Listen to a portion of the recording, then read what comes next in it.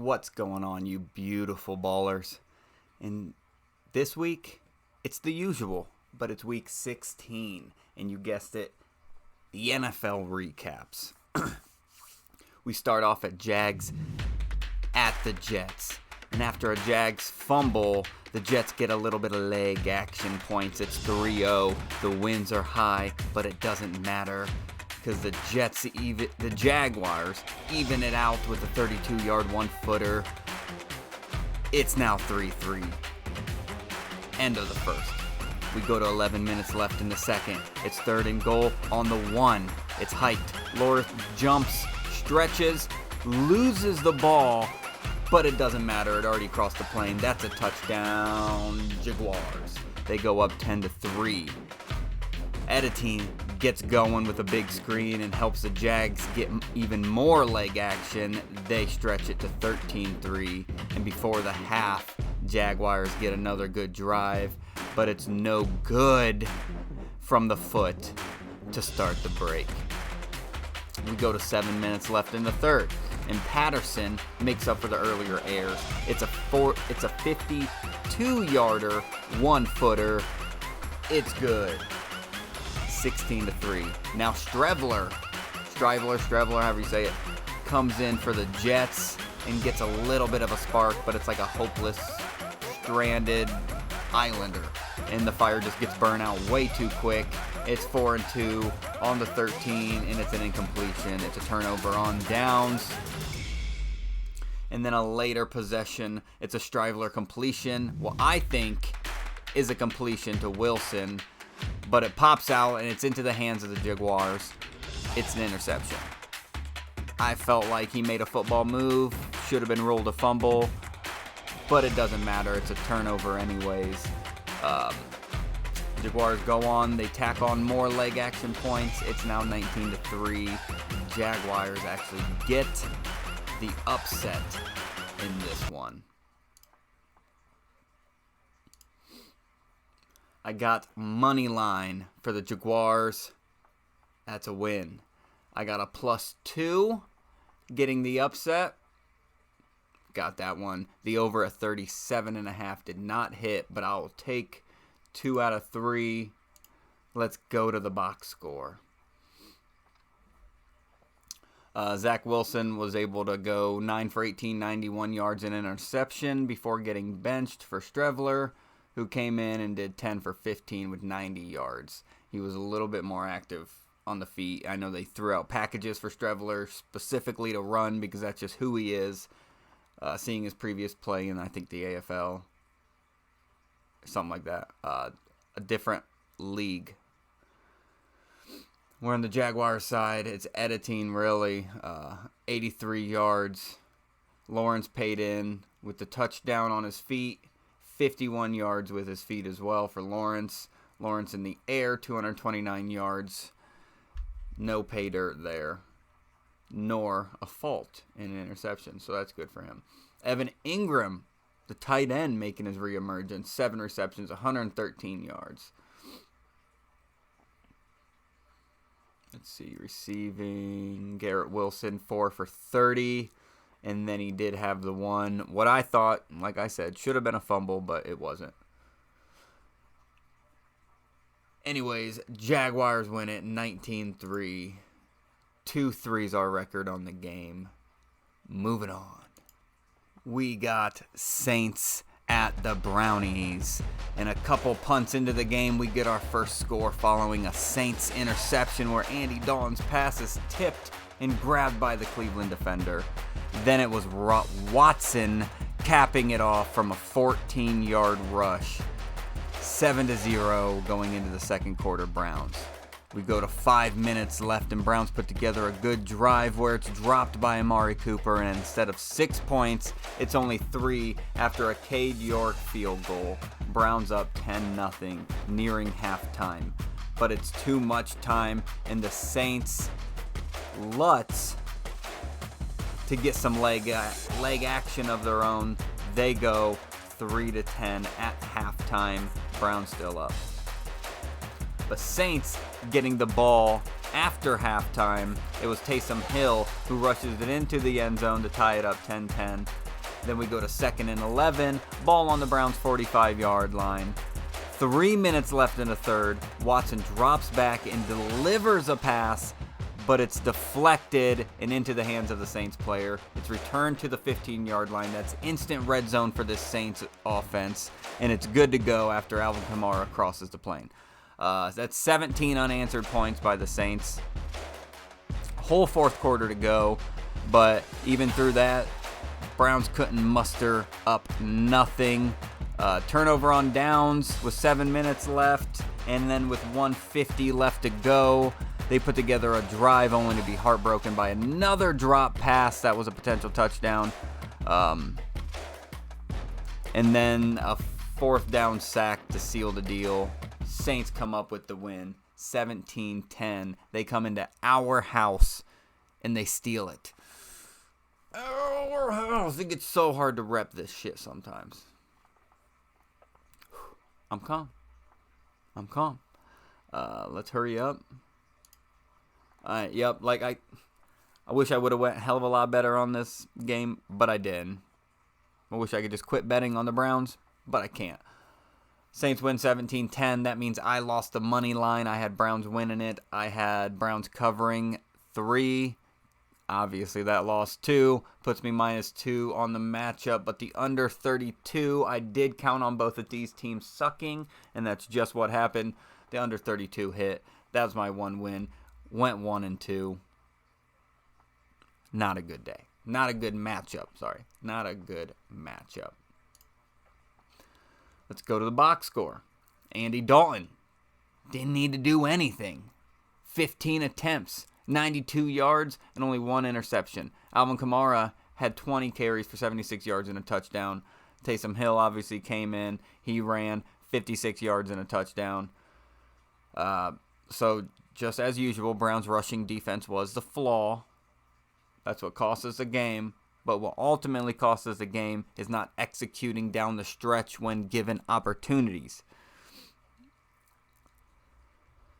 Deshaun Watson, 135, no touchdowns and an interception. 2 sacks, 15 for 31. That's under 50%. That's not looking too hot. I mean, I hate to say it and be right along with the rest of the people, but Brissett was looking better. You got to shake off that rust faster for earning that much more money. I mean, I get there's some rust between you and the communication and the on-field movement between the players, but you're an NFL athlete. You should be out there working out, throwing, getting in reps with anybody, anything. That's just my opinion. Nick Chubb, beast as always, 24 carries, 92 yards. Imagine if this guy got 30 carries a game consistently. Imagine. Mari Cooper, 6 for 72. Obviously, he had that costly drop as well, but you can't put the blame on that. That happened too early. We had multiple chances down the stretch. We couldn't make it happen. Browns lost. As usual, moving on. The Bills at Bears. Bears are the ones that start hot with a touchdown to Dante Pettis. But Buffalo fires back quickly with a Gabe Davis touchdown of their own. The extra point was missed to make it 7-6. And then we go on as the Bears are going for it on 4th and 1. It's a tipped and it's an incompletion. It's a turnover on downs, and Bills have a turnover on their own, but this time it's an interception thrown from Josh Allen in the end zone. The Bears end up running it out to the 35.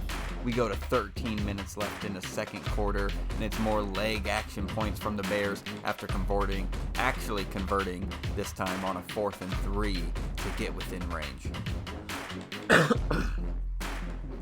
With time winding down for the Bills before half, they resort to the leg action themselves, but it doesn't result in points. It's the second missed field goal of the day. Bears lead 6-10 at halftime.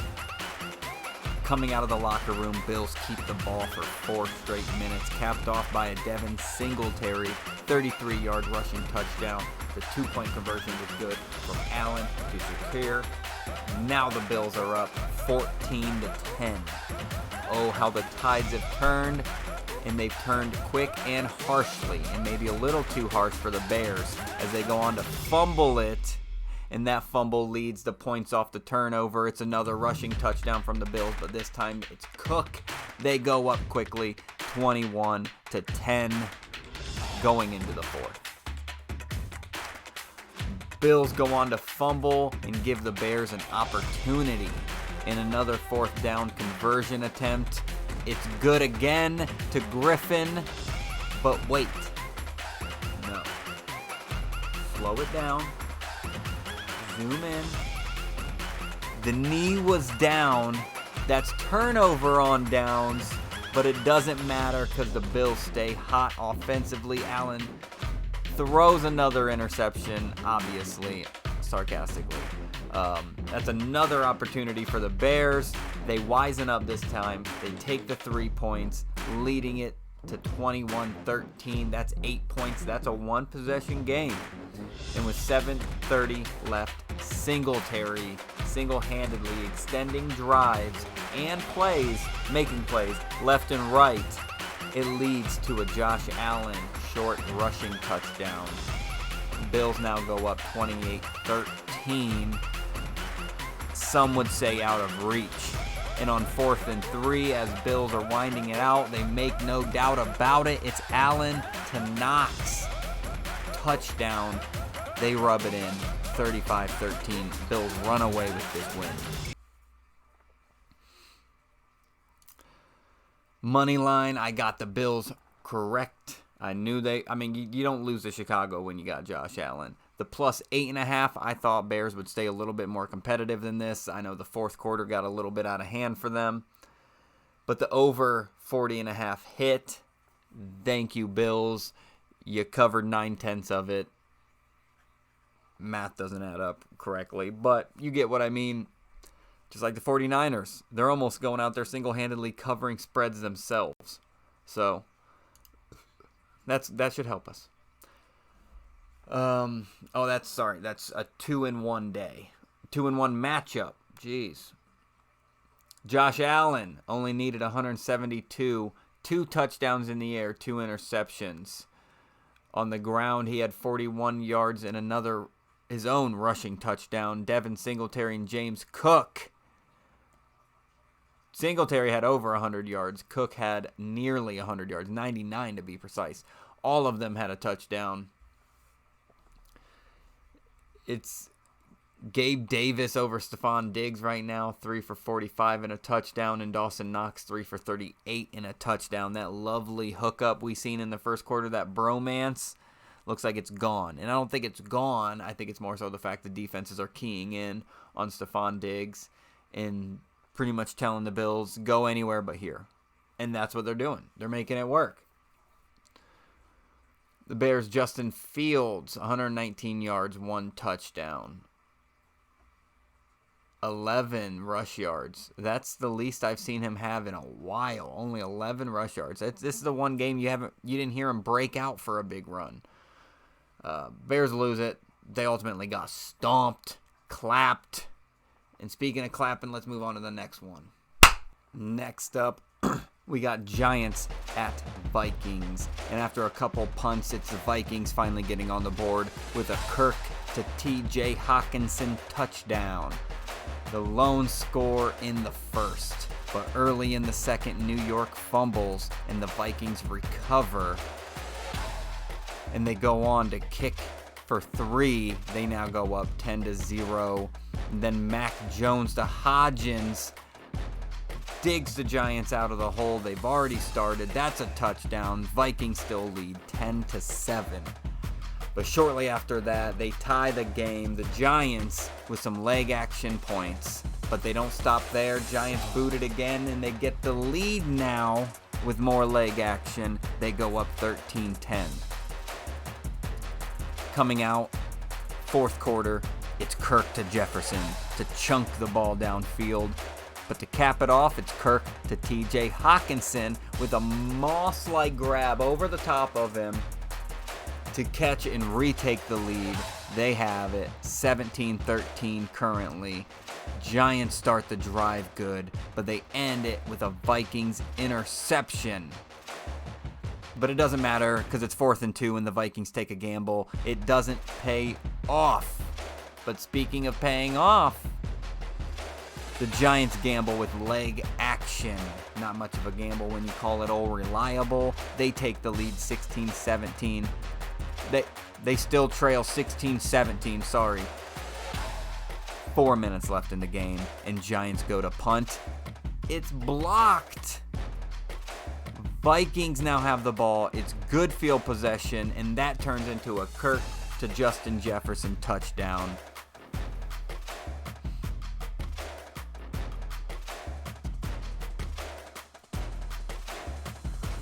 We go to 4th and 2.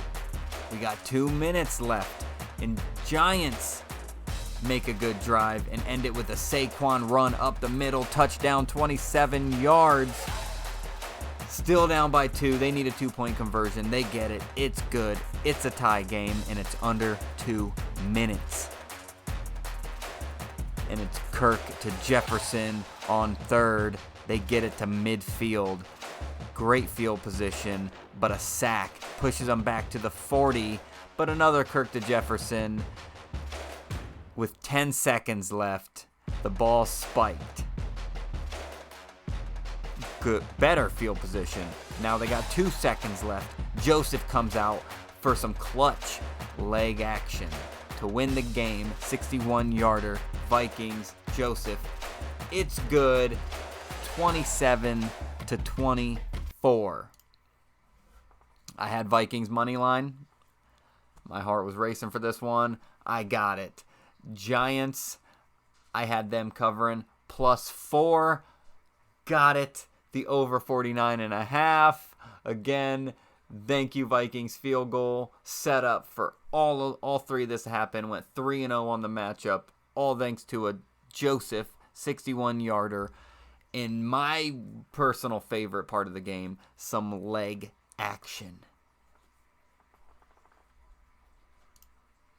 Get into some box score. Daniel Jones having a decent day. Only 12 incompletions, 334 yards, 1 touchdown, 1 interception. Saquon, 84 yards. Saquon, 84 yards, 1 touchdown. Richie James sounding like the main man for Giants as of late. 8 for 90. Hodgins, 8 for 89. And the lone touchdown. Through the air, anyways. Go over to Minnesota. Kirk Cousins with only 14 incompletions with 48 attempts. Damn, slinging it lately. Kirk is going out there proving everybody wrong. 299 yards, 3 touchdowns, 0 interceptions. Dalvin Cook, 64 yards. Justin Jefferson, a dog as always, 12 for 133, 1 touchdown. But it's TJ Hawkinson being a crazy fantasy guy today. 13 receptions, 109 yards, 2 touchdowns. If you got him in PPR, you're loving it. Vikings win. They keep proving people wrong. They keep having these comebacks, and I think I seen it was 11 games this year that was decided by 1 score or less. So Vikings just always ending up on the right side of it.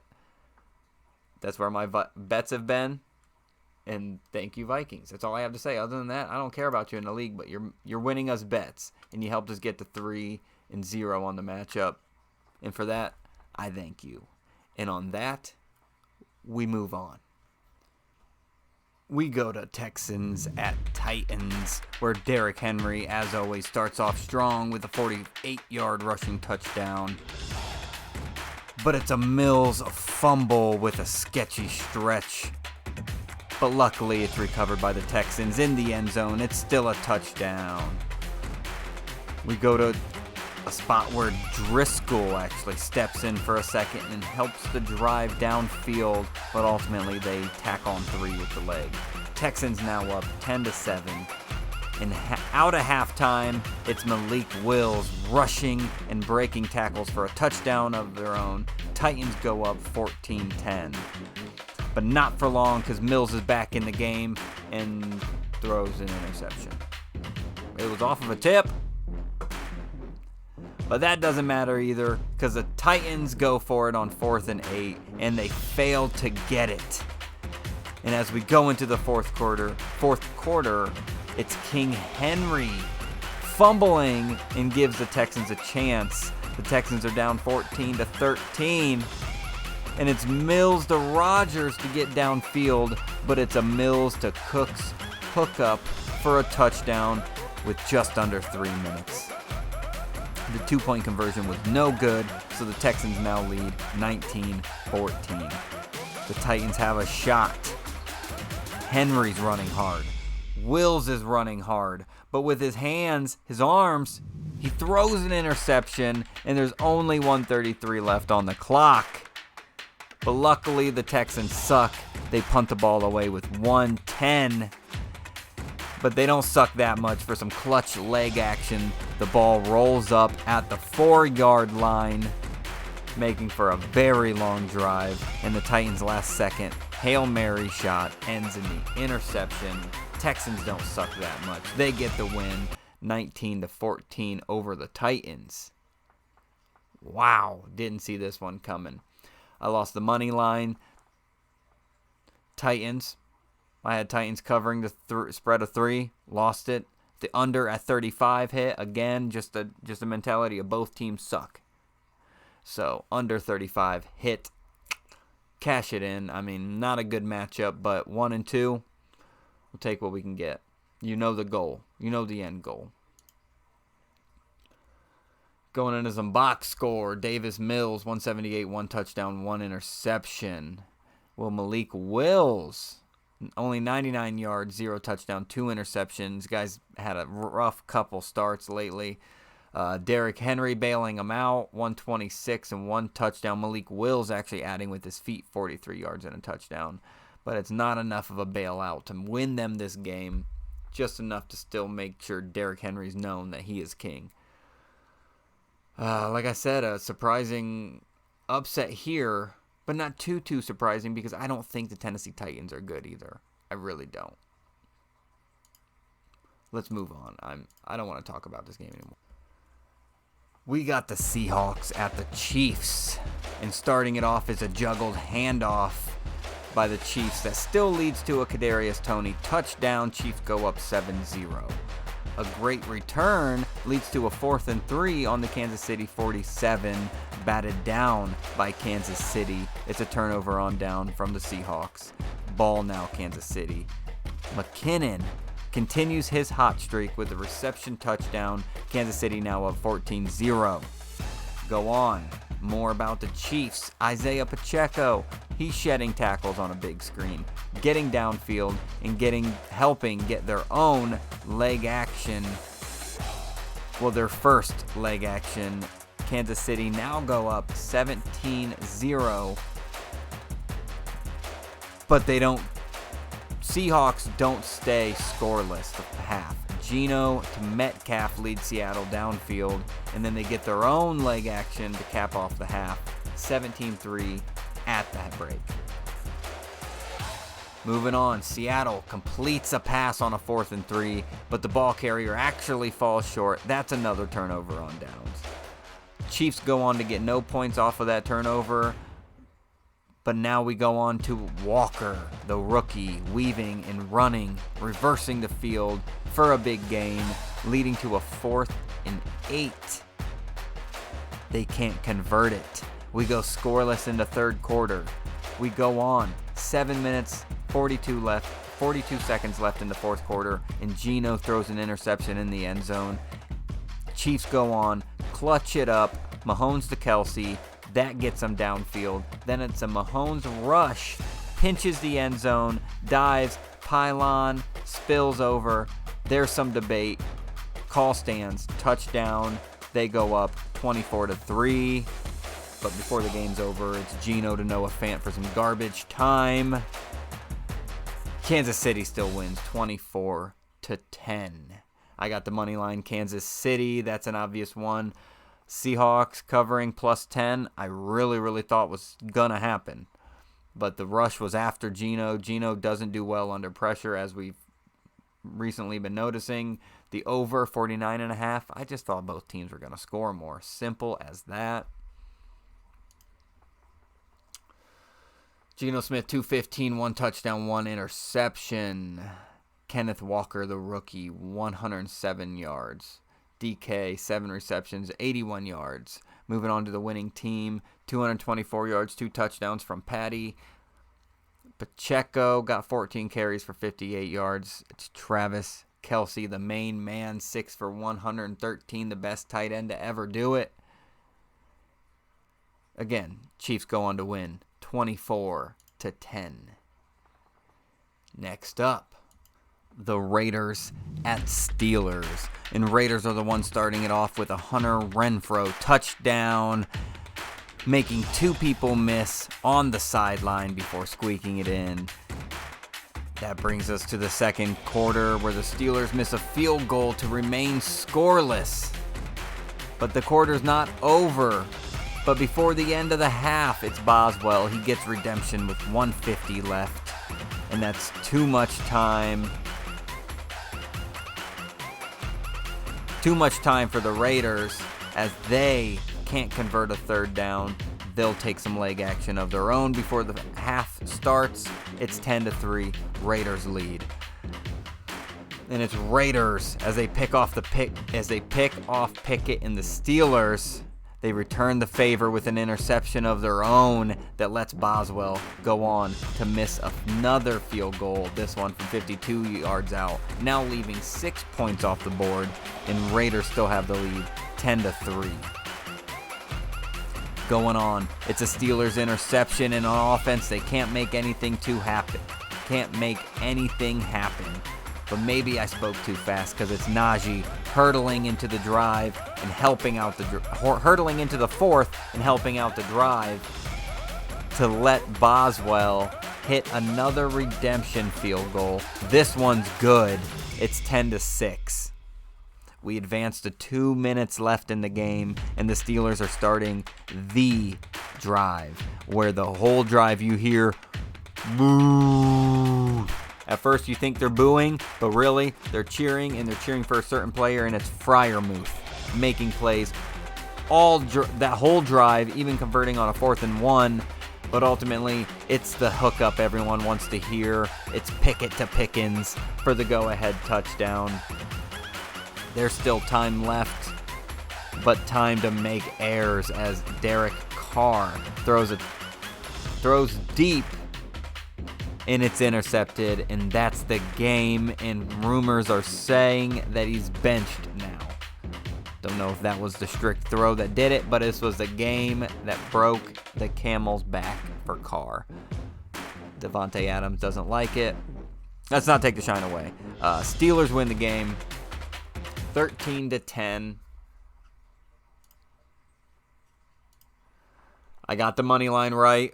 Again, scary bet for the Steelers, but I bet it correct. Steelers money line. Steelers covering 1.5. Got it. Over at 37 didn't hit. I expected at least both teams to maybe hit high teens, 17s, 18 apiece. That would have been nice. 20 would have been better, but I thought it was going to be a lot higher than that. Not a lot higher, but semi-higher than that.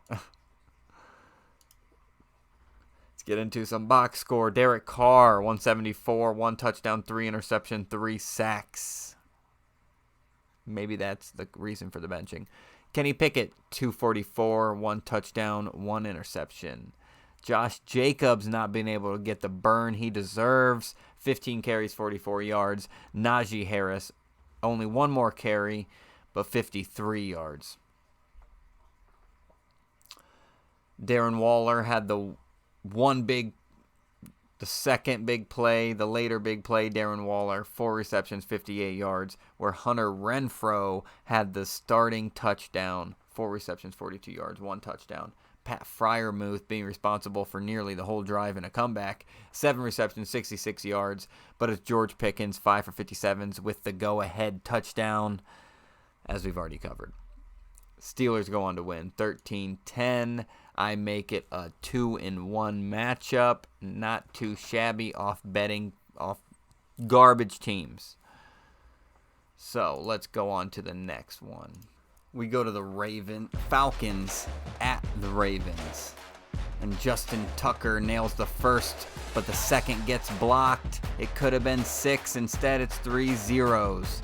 But now chalk it up as a 2 for 3 in the first half from Tucker because he gets more leg action. It's now 6-0.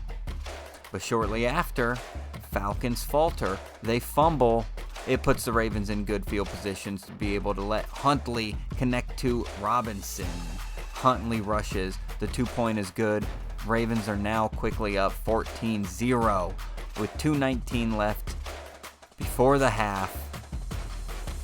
Falcons try to pull it off.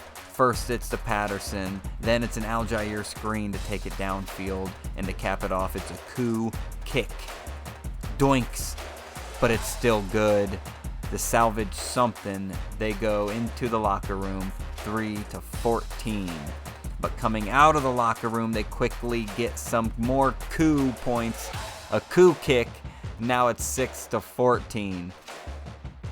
Not much action in the third, but before we exit it, it's a Huntley scramble throwaway that leads to more leg action, this time from the Ravens. They lead 6-17 going into the fourth. A Ridder to London. Looks like the makings of a good drive, but ultimately it's a turnover on downs after a run from Ridder gets stuffed, and then the fourth down Al-Jair run gets stuffed. We go to 6:40 left in the game, and again Falcons relying on a coup kick. They make it a one-possession game. Unfortunately for the Falcons, they don't see the ball back again, and the Lamar-less Ravens win the game 17-9.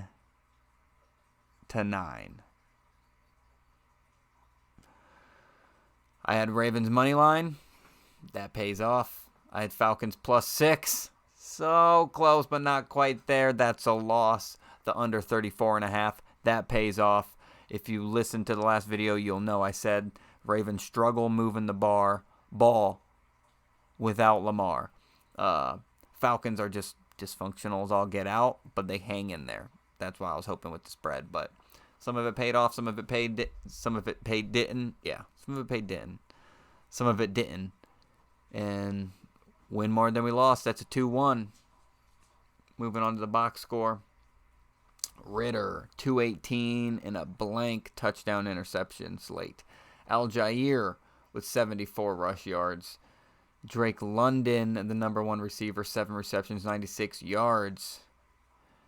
Going over to Tyler Huntley, 9 for 17. They didn't trust him throwing the ball. Came up with 1 touchdown, 0 interceptions. Gus Edwards was the main man. 99 yards. J.K. Dobbins got the most burn, but only produced 59 yards. And Huntley cashed in 26 yards himself. Mark Andrews being the guy. 3 receptions for 45 yards, if you want to call that a guy. Ravens win 17-9. Let's keep moving. Let's keep chugging along, chunking away at these games. Next up, we got Commanders at 49ers. Starting out, we got 49ers failing a 4th and 1 early on goal line stand. And the Commanders are the first to score on their own 4th and 1. Wait, no, he stopped. That's 2 4th and 1 goal line stands. Somebody wants points. Anybody. It's Ray. He wants points, and he gets them. Off of a huge 71-yard run, 49ers are the first to score, but it's Hero Heineke stepping in. He has something to give, and it's a ball to Dotson, and it's for a touchdown. They tie it up before the half, 7-7. Coming out, it's a Purdy thrown ball to Kittle. Deep. It's a touchdown. 49ers now lead 14-7. We go to 5 minutes left in the third quarter where Hero, no longer the hero, fails to convert another 4th and 1. And speaking of another, it's another Kittle touchdown from Purdy. 21-7, 49ers lead. but Scary Terry has hands and he shows them as he snags a heavily contested pass to get it downfield. Then it's the same hookup, and this time it's for 6. Touchdown, Scary Terry, Washington. Now 21-14, Commanders still down. Wasting no time and staying active, it's Purdy to Ayuk for 54 yards that sets up leg action of their own. It's good, 24-14. Now we're in the fourth. And the hero, not so much hero Heineke, fumbles it again. He's hit on his shelf as he raises the ball to throw. 49ers grab it out of the air. It's called an interception. It leads to more leg action. And then the 49ers get the ball back off of another interception, and it's another leg action 3-point play. It brings it to 30-14. There's 8 minutes left, plenty of time. Commanders need a touchdown, and that's just what they get to Curtis Samuel this time, bringing it to 20-30. With 5:30 left, 49ers milk out the rest of the clock, and they come away with a run CMC touchdown. 49ers go on to win it 37-20. Got the money line 49ers. Cha-ching. Got the under 6.5. 49ers covering. Cha-ching. And got the over 37.5. Again, thank you for teams covering all the spread or 90% of it. Heineke 166, 2 touchdowns and interception. Carson Wentz did come in for a little bit. He got 123 and a touchdown of his own. Brock Purdy, 234, 2 touchdowns and an interception. Ray, 1 for 71 and a touchdown. There we go. Christian McCaffrey, 46 yards and a touchdown. Robinson couldn't do much, 58 yards against a good defense. That's what we expected. Scary Terry, 4 for 77 and a touchdown. Jahan Dotson, 6 for 76 and a touchdown. Curtis Samuel, 5 for 52. And a touchdown. So decent receivers numbers for bad duo quarterback numbers. And I don't even know why Wentz came in. Here, Heineke had to be shaken up a little bit. I don't remember it. But it's George Kittle on the other side, 6 for 120, 2 touchdowns. Brandon Ayuk, 5 for 81. That wraps up the game. Again, 49ers win 37-20. What do we got next? The Bengals at Patriots. The first hookup is a Burrow to Higgins touchdown. Then the second was a Burrow to tight end Irwin for a touchdown. On the first touchdown, it was a missed extra point, and on the second, it was a failed 2-point attempt. It makes it 12-0. Actually make it 15-0 after some leg action points from McPherson. It takes us to the second quarter where Burrow is putting together a good drive until it wasn't, until it was intercepted by the Patriots at the 10-yard line. Patriots go on to get no points off of it, but they also left too much time on the clock as Joe Burrow works downfield and hooks up with Irwin again, his second touchdown of the day. Bengals go up 22-0 at halftime, staging a shutout. Third quarter with 4 minutes left. Burrow is picked off again, but this time it was taken for a touchdown. Patriots. A missed extra point. That's now a missed extra points from both teams. Now Pats are down 6-22. But we go to the fourth quarter, and it's a Mac to Bourne touchdown, but not before bouncing off the hands of Washington. Does Bourne snag it and walk into the end zone. Now 12-22 after they failed a 2-point conversion, and the pattern continues. McPherson misses 3 with 9 minutes left, so that still leaves it a 10-point game. So they take advantage. Pats, take advantage. It's Mac to Myers, deep, but not. Oh, already mentioned this one. Jesus. Sorry, Mac to Myers deep. That brought it to 22-18. Got lost within my script, but now we're back. There's 3 minutes left, but the Patriots give the ball right back on the 5-yard line, and with only 55 seconds remaining, there's not enough time left. It's game over. Bengals win 22-8. It's getting late. I need to be done with these. I need to go to sleep. Look at the bets. Bengals 22, Patriots 18. Bengals won the money line. Bengals covered the spread of 3. That's 2 wins. The over at 41 did not hit. Just shy of that. Take what we can get. That's a 2-1 matchup. Burrow slinging the ball 52 times, completing it 40. 375 yards, 3 touchdowns, 2 interceptions. If you take this Cincinnati first quarter, it looks like a phenomenal game by them. And then the first half. And then you take the second half, and then it just looks like they just shit on themselves, shooting themselves in the leg. Mixon, 65 yards. T. Higgins, 8 for 128 and a touchdown. Jamar Chase, 8 for 79. Trenton Irwin, 3 for 45 and 2 touchdowns. Mac Jones, 21 for 33, decent stat line himself, 240 yards, 2 touchdowns. No run game from New England this time, down too much to care. It's Kendrick Bourne, 6 for 101 touchdown. Jacoby Myers, 6 for 83 and 1 touchdown. Those are the stats. Bengals are the winners. And we're moving. We come to the Lions at Panthers. And to start it off, it's Chuba Hubbard running hard on the opening drive, but it's Blackshear that vultures it. It doesn't matter. It's a touchdown Panthers. They go up 7-0. But Zystra has something to say about it. And something to say should be the correct pronunciation of his name because I'm sure I'm butchering it. But he gets a touchdown from Goff. It's now tied 7-7. Lions go on to pick up a 4th and 1, but they go on to also fumble it on the same drive on the 10-yard line. It's Panthers ball, and now it's Foreman with a big gain, setting up a Sam Darnold sneak. They go up 14-7. Everyone vulturing this man's touchdowns, but not for long because he had more time to run, and it finally pays off for him. He gets a touchdown as Panthers are running it up 21-7. Time winding down in the half.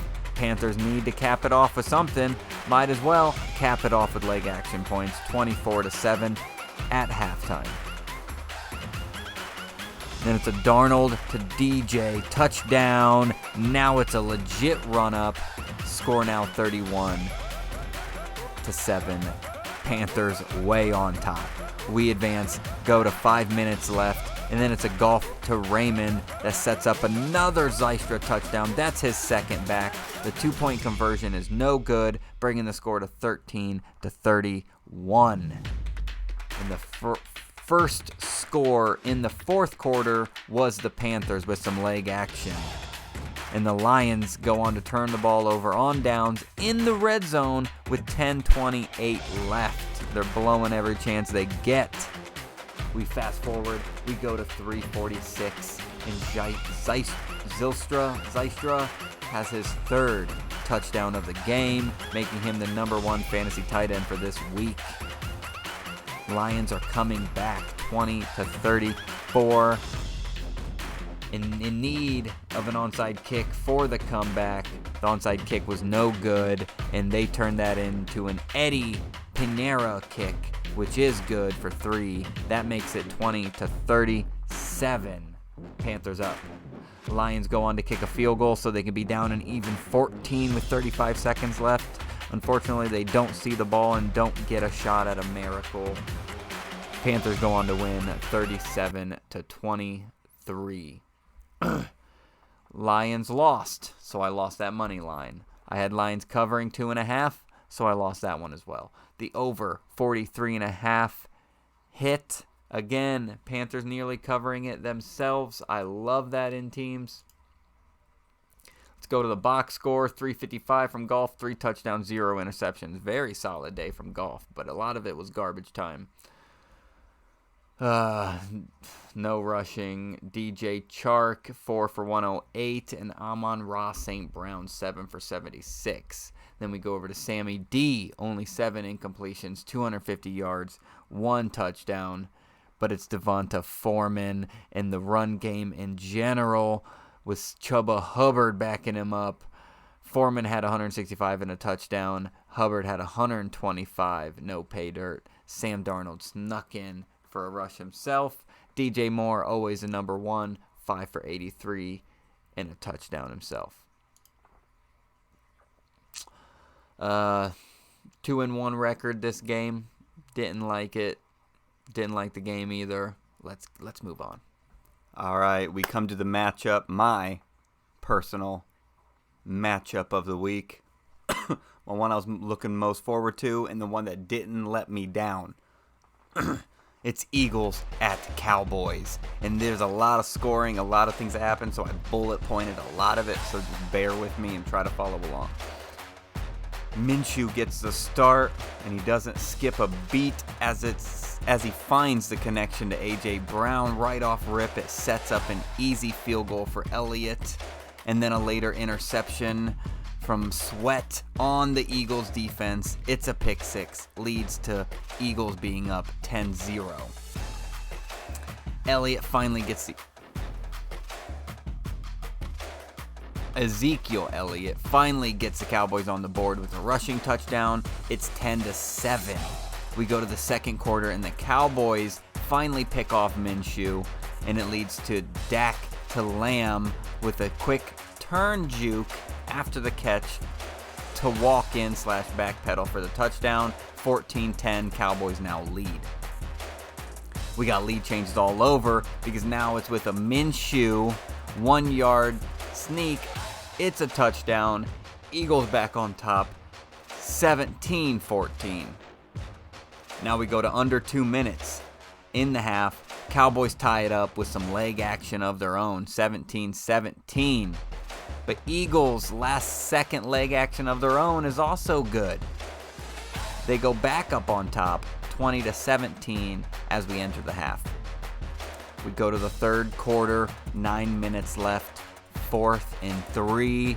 It's within the 10-yard line, and it's Minshew to Devonta Smith for a touchdown, 27-17.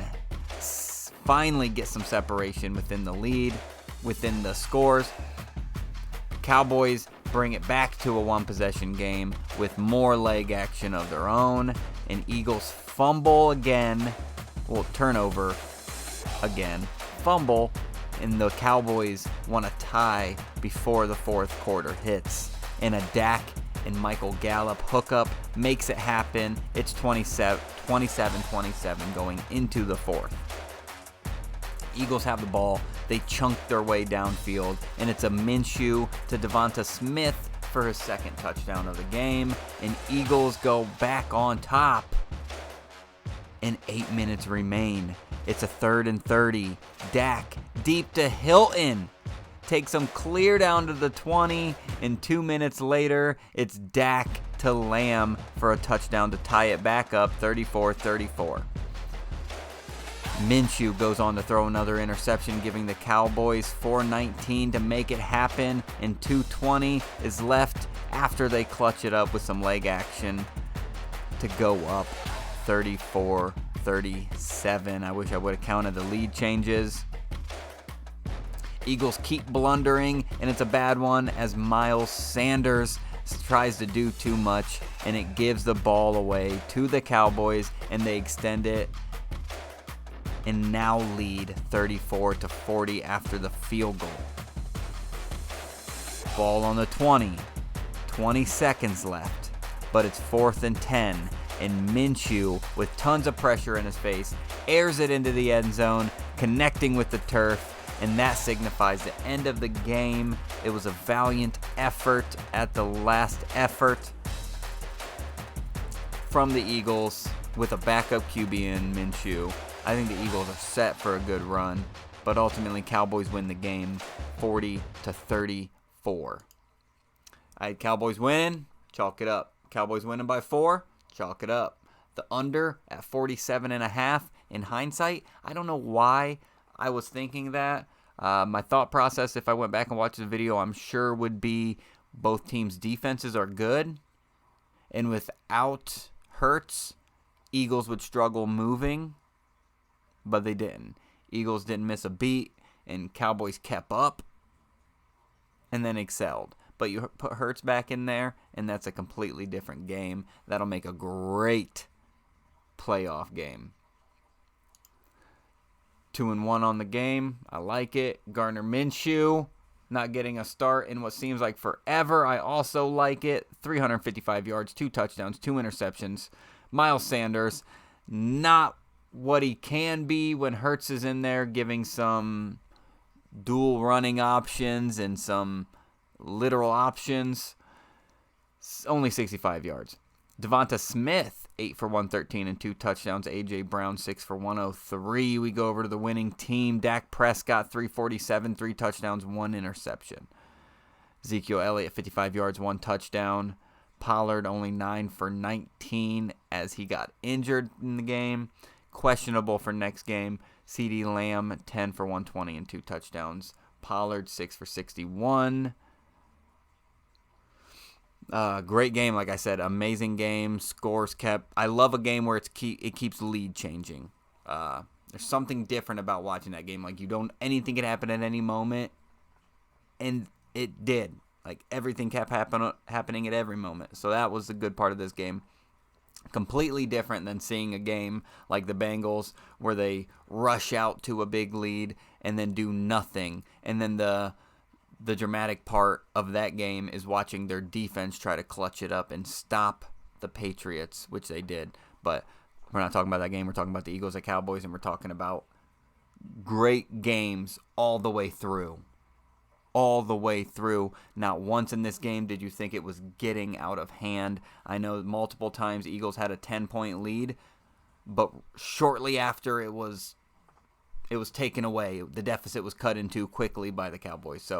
And then the trading. I mean, it was just a great game. Incredible game. If Hurts was in there, it would have put it over the top. But let's go ahead and move on. We got some more games to cover. What do we got? We got Packers at Dolphins. And Dolphins start off with a field goal and get 3. And Packers say, I'm a call on the play. And it's a tie game. But shortly after, it's Jalen Waddle to the end zone, escorted by Hill at his hip. It's a Dolphins taking the lead. 10-3 now. 4th and goal. Packers ball. It's Rodgers to Mercedes Lewis as they tie it up 10-10, and it's a surprise I'm saying both of their names this late into the season in 2022. We move on to another 4th and 2, and it's still Aaron Rodgers, but this time he airmails it, turning it over on downs, leading to a Tua to Hill deep pass, setting up an eventual Jeff Wilson Jr. touchdown. 17-10, Dolphins up. Dolphins leg action, extending the lead to 20-10. Packers cut back into it with leg action of their own, 13-20 before the half. And after the half, Green Bay reloads with a Dillon rushing touchdown to tie it back up. And then the next drive, it's Tua to Waddle, then Tua to Turf. That drive leads to a missed field goal. As we enter the 4th tie game, Rodgers targets a wide receiver deep. It's picked off, only to be generously given right back from Tua with an interception of his own. Rodgers misses Lazard in the end zone as Packers will settle for leg action to finally take the lead, and that's the last lead change as Tua goes on to throw another interception on the 20-yard line with only 2 minutes remaining.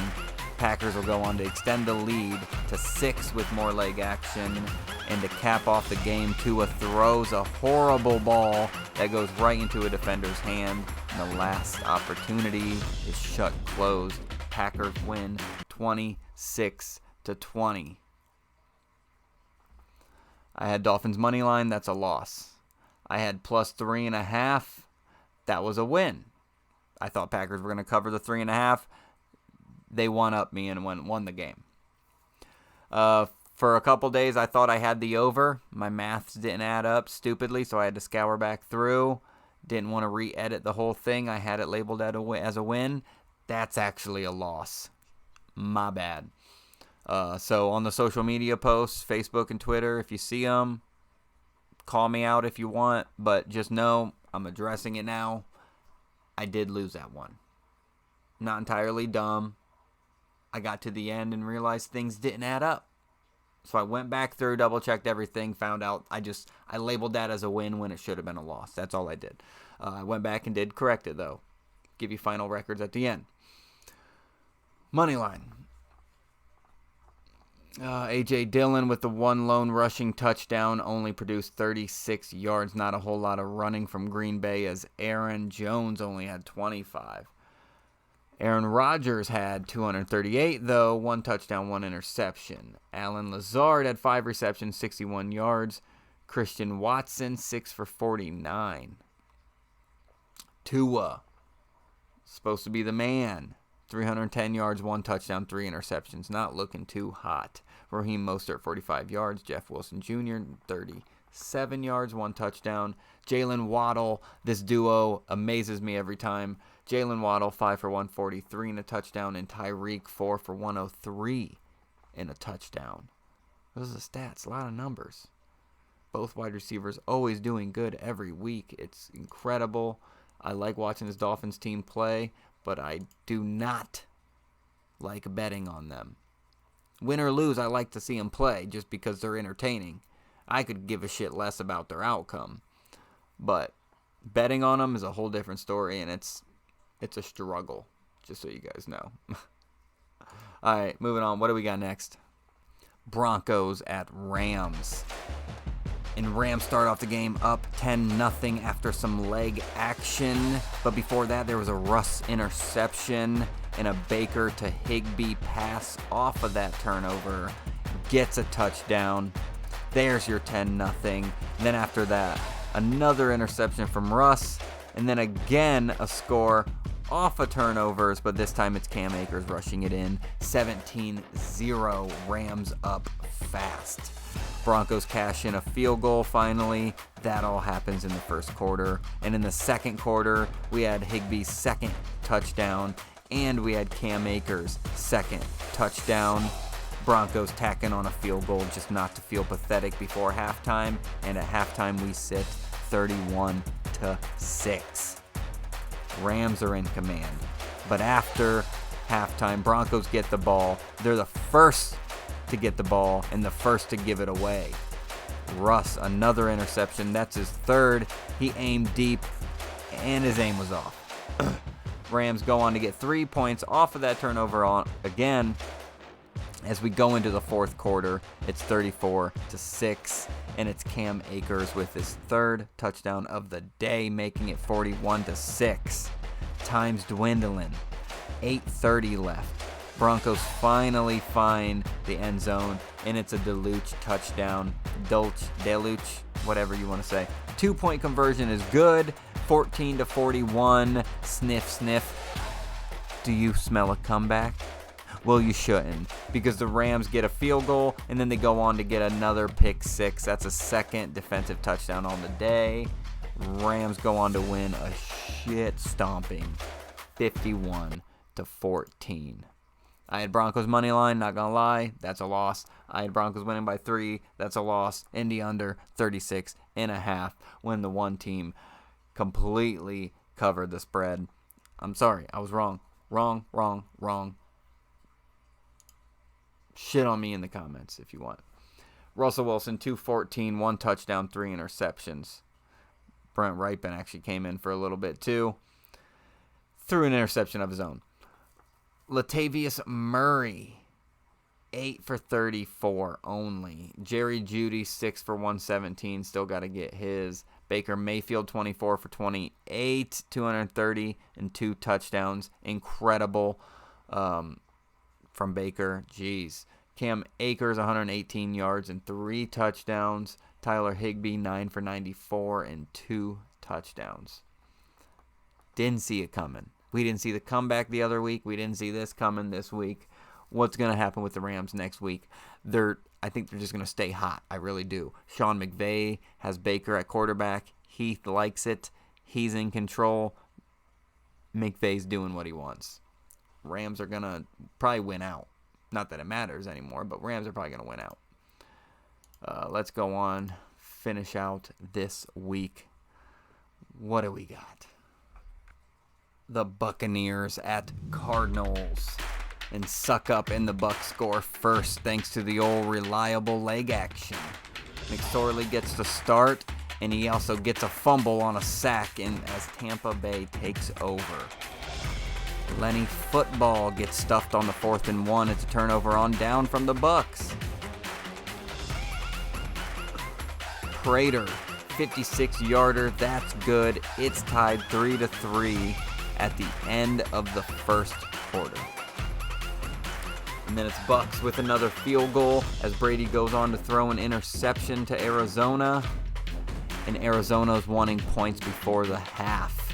So to end the half, Prater kicks a 53-yarder. It's good. Even off of a doink, it's a tie game, 6-6 at halftime. Coming out of the half, Brady throws an interception late in the third after a couple punts. Sets up Marquise Brown deep, and that sets up red zone time. Unfortunately, it's a Prater boot, and it's good. So unfortunately, it's good, but unfortunately, he couldn't score in after that big play. As they now take the lead. And they take the lead even more, because they take the lead even more, if that makes any sense. As James Conner rushes for a touchdown to extend the newfound lead. They take it 16-6. Bucs in trouble, but they've got a Lenny. And Lenny Football's got legs. And that's what gets the Bucs downfield to help Brady connect with Rachaad White to get a touchdown to get him back in the game. It's 13-16. And Cardinals are out there opening doors for the Bucs as they fumbled on a pitch play. It's a turnover, and off of that turnover shortly after, it's a tie game with some leg action, a suck-up field goal. That takes us to 150, where the Cardinals punt the ball. Now the Bucs are in the driver's seat. But they don't know how to drive, because they get another punt, and it leads to a Trace McSorley Cardinals opportunity, but it ends in an interception as we go to overtime. Cardinals are first to get the ball in overtime, but they go on to punt it. Brady to Gage. Brady to Julio. Brady to Evans. Brady to Gage again. And that's enough. It's a 40-yard attempt. The comeback is good. Leg action's the winner. Bucs actually get the win, 19-16. I got Bucs money line, boom. I got Cardinals covering +9, boom. Under 40.5, boom. Boom, boom, boom. 3-0 matchup. Love these. Tom Brady, 281, 1 touchdown, 2 interceptions. Lenny Football, 72 yards. Tom Brady not getting his last interception, his first touchdown on the last drive to take the lead. A good game. Really good game for how low scoring and unexciting it was in the first half. Lenny Football catching the ball a lot, 9 receptions, 90 yards. Godwin, 8 for 63. Gage, 5 for 65. Trace McSorley, like we said, got the start, 217 yards, 0 touchdowns, 1 interception. Greg Dortch, 10 receptions, 98 yards. James Conner, that is, 79 yards and a touchdown. I lied, this wasn't the last game. I forgot we got one more. We got the Monday night game as usual. Let's get into it. Chargers at the Colts. Colts fail on a 4th down conversion until it was looked at and overturned only on the same drive for Foles to go on to throw an interception. but Herbert saves the day, and reliable throws an interception himself.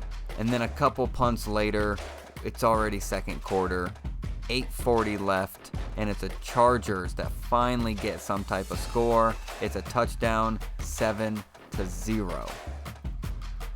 A little while later, on defense, Derwin James gets ejected from the game for a vicious hit that even left Derwin with shaky legs on the celebration.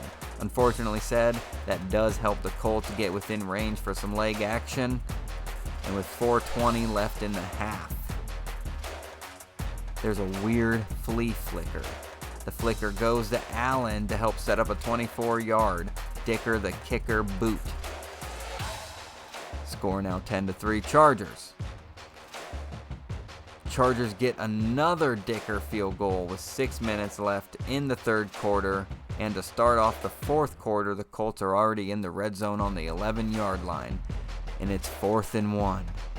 Foles, QB sneak, failed. It's a turnover on down.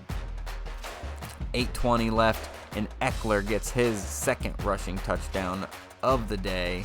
Chargers extend it to a 17-point separation, where the Colts proceed to be unable to move the ball enough to muster anything. And score-wise, it's a game over. Chargers win 20-3. And that's the... Wait a minute. Hold up. Wait a minute. Chargers money line. Boom. That's good. -4 Chargers. Boom. That's good. Over 45.5. I thought Colts were just going to put up a little bit of a struggle. But, whatever.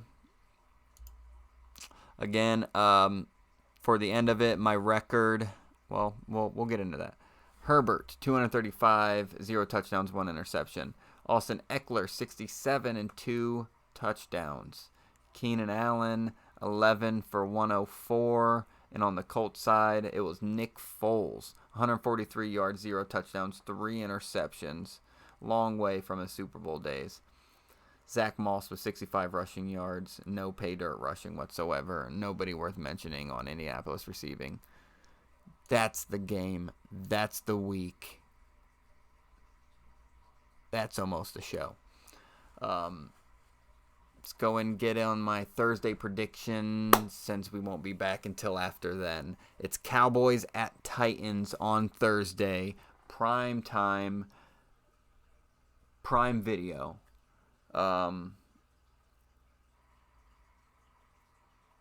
What's the spread and stuff for this? I gotta go and look. Sorry.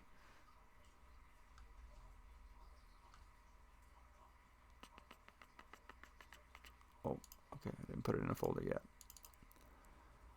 Yep. Cowboys at Titans. The over is the total is sitting at 39.5. I'm taking the over. I know Titans didn't perform too well last week. Now that I'm thinking about it, it's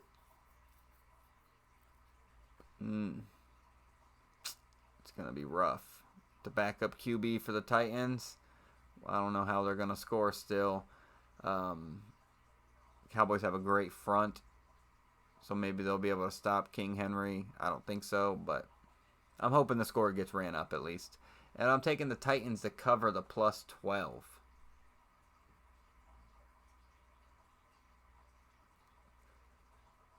But if both of those don't happen, I could see both of them failing and the Titans coming out with a 10-25 game. I lose both my bets. The only bet I win is the Cowboys money line. And that would be it. I mean, come on. What are we doing here? I hope that doesn't happen, because I think this is going to happen. I think Titans, with the backup quarterback or not, I think they're going to try to right the ship. Vrabel's going to be able to get a better scoring output. And then the Cowboys just showed their defense has leaks to a backup QB in Gardner Minshew. I know it's the Eagles, and this is the Titans we're talking about, completely different sides of the spectrum, but nonetheless, it's a leak to a quarterback. So I think a good scheme offensively can just make you score against this Cowboys defense. Incorporate Henry, not just in the run, in leaked passes quite a bit. I don't know. I'm no coach. You figure it out. Just make sure these bets hit. I'm telling you, make sure these bets hit. That was a Week 16 recap. That was Thursday, Week 17 NFL Cowboys at Titans predictions for you guys. Follow the bets if you want. Let's get into that. My bets currently sit money line this week. I was 11-7. Spread this week, I was 9-7, slightly above 500. And then total, unfortunately, I thought I was sitting at 500 until I went back and seen that I made a mistake with the Miami game on that total. So I lost it. That's a 7-9. The 9-7 spread, the 7-9 total, that evens itself out. That's an even week. I don't like to count money line because money line's too easy. This isn't a good week. This isn't a good week. I got to do better. I will do better. I'm not wearing the chain. I'm wearing the plain chain because that's what I deserve. I don't get the king chain because I didn't earn it. When I get a winning record every week, I'll start wearing it. But every week I don't get a good record, it's the plain chain. You'll know. All right, that's it. Be sure to like, comment, subscribe. Be sure to go follow all the social media. I'm on YouTube, TikTok, Twitter, and Facebook. Go get at them. Let's keep balling. Peace.